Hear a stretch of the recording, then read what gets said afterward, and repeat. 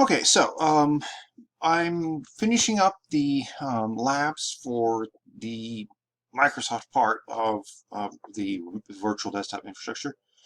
Um, Here's an instructive error. It told me to go to https://plabdmo1 practicelab.com/rdweb.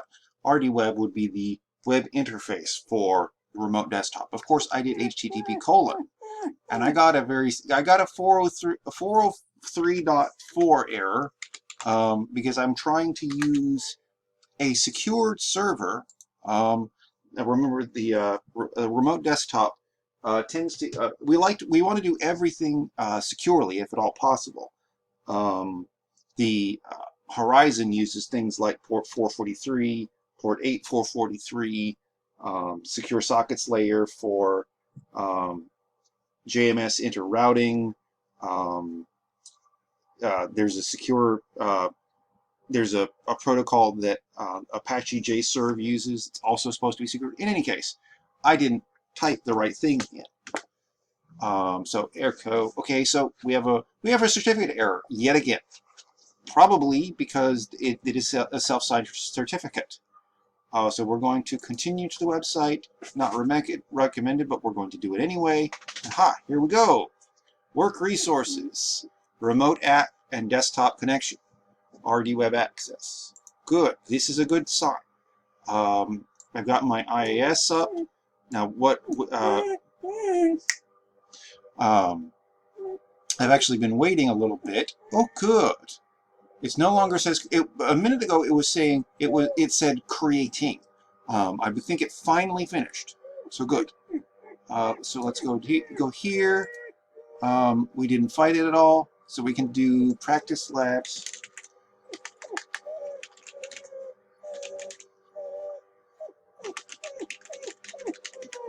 I apologize for the dog. Uh, and we can choose public or private. In this particular case, I'm going to choose public. If you choose that, it was probably more likely to cover uh, clear out your tracks a little bit after you leave. It may also log you out more quickly. So I have a virtual desktop pool here. Brilliant. I do not want to store. Let's see. Okay, so I have this pool. Boom. And it is going to make a remote desktop connection for me. That's good. Um, it's going to access your drives, plug and play, clipboard, printers, audio recording, which is to say your microphone. It's going to use these credentials and click connect. And it is connecting, and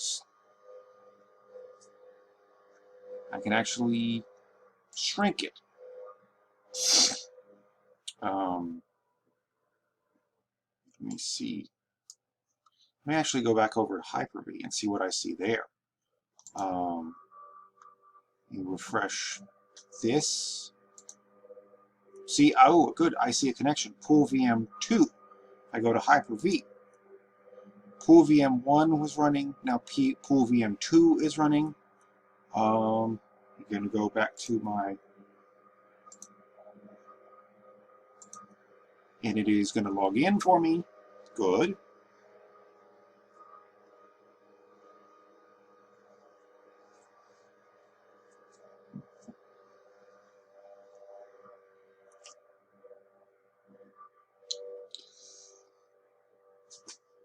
It's going to take just a minute. It has to think about some things, as it were.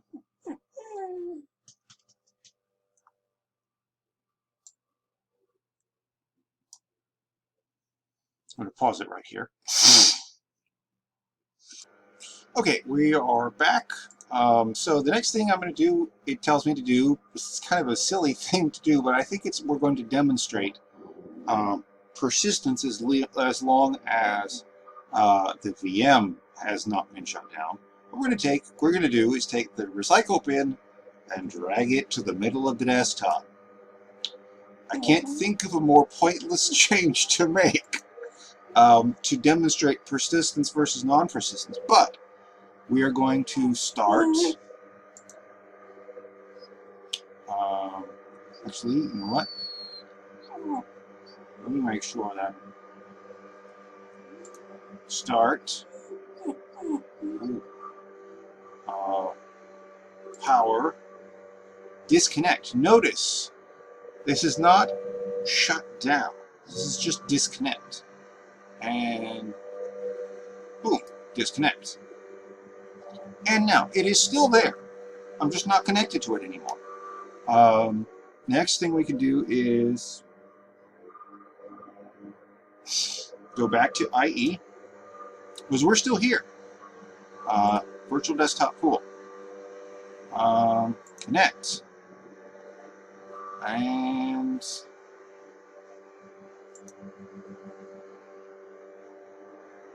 still there.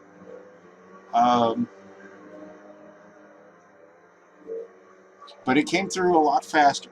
Now what we're going to do is power the silly thing off. Shut it down. This is Windows 10, so it doesn't really ask, hey, what do you want to do? And notice, VM2 just shut itself down. And okay, we're going to click again. Boom. Connect. And let me see, hold on. Is VM2 back? Or did it start a new one? Yep. Looks like we're, okay. Interesting. I don't know how many it's connecting to. Cancel. Now we're on VM1.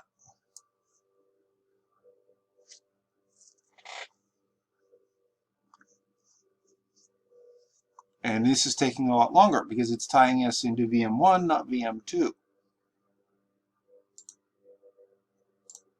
But if I were to do, okay, let me shrink that. Actually, let me see if I can't do this, do both of these at the same time. There's that one, connect. Boom. Let's see if 2 is right. Okay. Remote desktop session ended, connection lost. Oh, it looks like it moved. Okay, now which one am I? Now it's confused. Which one am I doing? Which one am I dealing with here? I don't know which. We'll find out.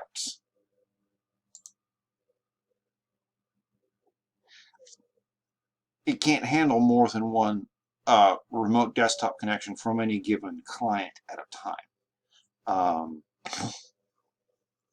You're essentially using this little web page to invoke a local remote desktop connection, as it were. Okay, this probably means we've not logged into... Okay, where are we? Let me actually figure out where I am, because the recycle bin is back where it was. But is this the same system as before? Connection info. Quality is excellent. Okay. Okay, connection broker. Verified with Kerberos. That's good too. Not quite what I'm looking for, but okay. What I want is my system tray. If I can just get it to tell me. Windows system.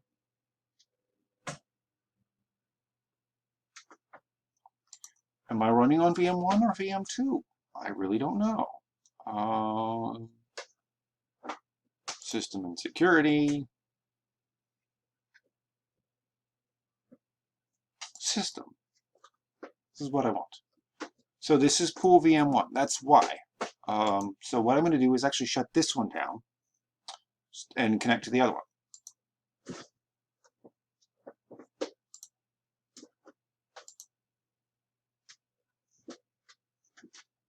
Now,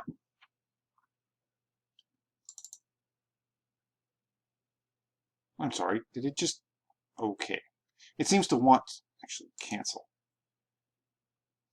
Cancel.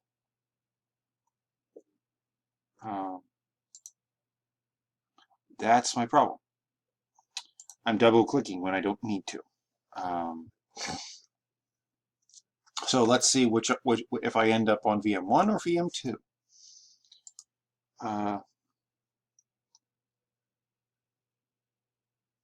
This might actually still be 1.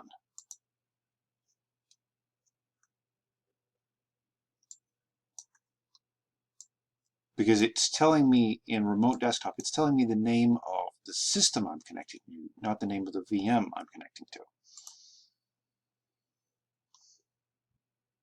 Probably doing 1 again because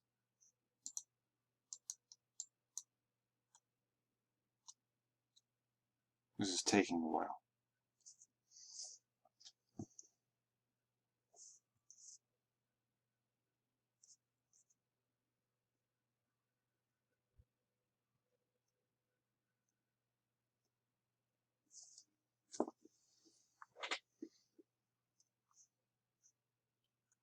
All right, I'm going to try one more time. I've got both of my pool VMs shut down right now. I'm going to try one more time to end up on pool VM 2.